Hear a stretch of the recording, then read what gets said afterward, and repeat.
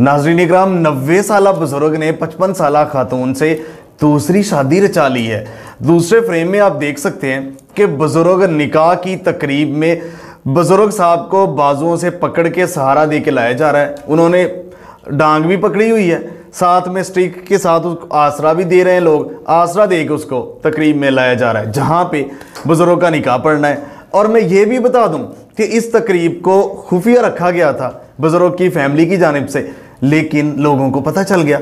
अब जब जैसे लोगों को पता चला तो पूरा गांव ही उमड़ आया। मौलाना सैफुल्लाह इनका नाम है, तो शागिर्द भी इनके, शागिर्दों के बेटे, शागिर्दों के शागिर्द, पूरा गांव ही उमड़ आया। नाज़रीन इकराम, ये शांगला का इलाका है, केपी के वहाँ के रिहायशी हैं। ये मौलाना सैफुल्लाह इनका नाम है। 4 इनके बेटे हैं, 4 के 4 बेटे सऊदी अरेबिया में वेल सेटल्ड हैं। तो इन बुजुर्ग की, मौलाना साहब की 7 साल पहले बीवी वफात पा चुकी थी। तो इन्होंने अपने बेटे से इस ख्वाहिश का इजहार किया कि मैंने दूसरी शादी करनी है।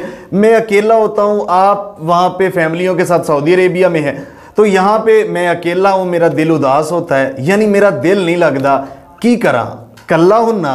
मतलब उसके बाद उसके 4 फरमाबरदार बेटे थे। उन्होंने कहा ठीक है जी, हम खातून ढूंढते हैं। खातून ढूंढनी शुरू कर दी। बिलाकर 55 साल एक खातून मिली, उसके साथ बाबा जी का निकाह पढ़ा दिया गया। तकरीब खुफिया थी। लोगों को पाकिस्तान में आजकल कोई खुफिया रह तो सकता नहीं, दुनिया में खैर लोगों को पता चला तो बस फिर पूरा गांव ही उमड़ आया इनकी खुशियों में शरीक। तरह तरह की, कोई ठाठ, कोई मजाक, कोई कुछ, सारा कुछ होता रहा और बुजुर्ग की शादी हो गई। और मैं आपको ये भी बता दूं कि इस शादी की तकरीब में बुजुर्ग के पोते, दोते, दोतियाँ, पोतियाँ और उनके आगे पड़पोते, ये सारे को 30 के करीब शरीक हुए हैं इनकी बारात में। यानी हम तो बच्चे होते थे तो वालिदैन से पूछते थे कि जब आपकी शादी हुई हम कहाँ थे।